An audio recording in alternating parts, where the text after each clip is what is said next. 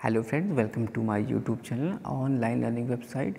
Strength of material के basic concept यानी theoretical concept के बारे में बात कर रहे हैं, जो कि आपके एग्जामिनेशन के लिए काफ़ी इंपॉर्टेंट हो सकते हैं। लास्ट क्लास में हमने बात की थी कि स्ट्रेंथ ऑफ मटेरियल क्या होता है, और फिर stress, strain and tensile stress और strain and compressive stress and strain के बारे में बात की गई थी, जिसमें हमने बात की थी स्ट्रेस हमारा है हमारा internal stress, internal force per unit area. फिर हमने यहाँ बात की थी स्ट्रेन, जो कि change in length upon original length था। और फिर हमने बात की थी टेंसाइल स्ट्रेस और स्ट्रेन की, फिर then compressive stress and strain की। आगे बात करते हैं तो Young modulus and modulus of elasticity. Young modulus and modulus of elasticity जब पूछा जाए तो आपको ध्यान रखना है हुक्स लॉ। यानी हुक्स लॉ ये कहता है कि जब मटेरियल इज़ लोडेड है within the elastic limit, तो स्ट्रेस जो होगा वो डायरेक्टली प्रोपोर्शनल टू किसके होगा, स्ट्रेन के होगा।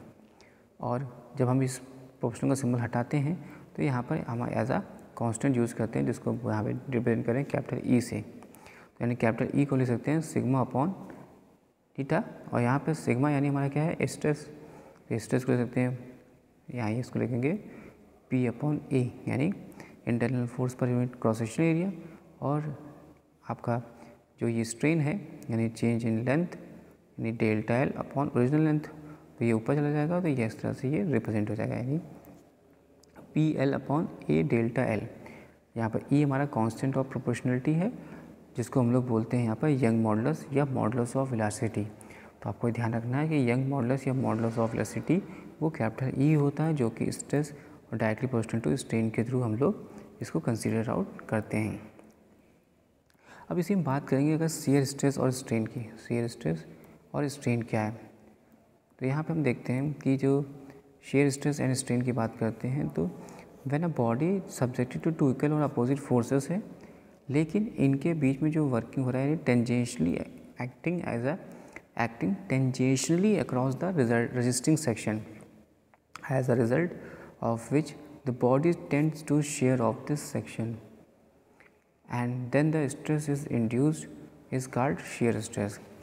When a body is subjected to a two equal and opposite force acting tangentially across the resisting section, as a result of which the body tends to shear off the section, then the tensile stress induced is called shear stress and the corresponding strain is known as a shear strain.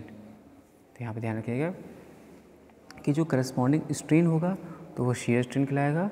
और यहाँ पर देख सकते हैं जैसे बात की कि जब बॉडी है वो सब्जेक्टेड टू इक्वल और अपोजिट फोर्सेस हैं और एक्टिंग टेंजेंशियली लग रहा है अक्रॉस द रेजिस्टिंग सेक्शंस पर, तो as a result of which जो body tends to shear off this section and the stress induce is called shear stress.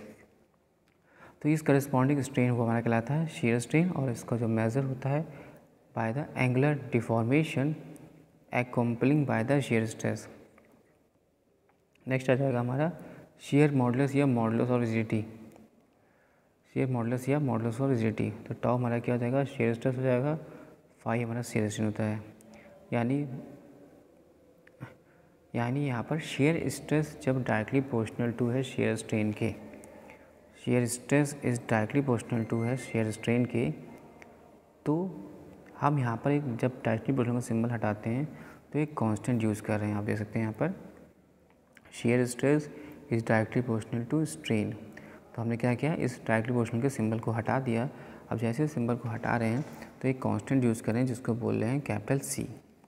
तो सी को रिप्रेजेंट करेंगे, सी क्या है हमारा, कांस्टेंट ऑफ प्रोपोर्शनलिटी है, जिसको हम लोग शियर मॉडुलस या मॉडुलस ऑफ रिजिडिटी कहते हैं, जिसको डिनोट किया जाता है सी से या एन से या जी से। तो ये क्या है, शियर मॉडुलस या मॉडुलस ऑफ रिजिडिटी कहाँ पे आएगा, जब shear stress directly proportional to होगा। शियर स्ट्रेस, तो आपको ध्यान रखना है कि shear stress directly proportional to strain के है, shear stress directly proportional to strain के है।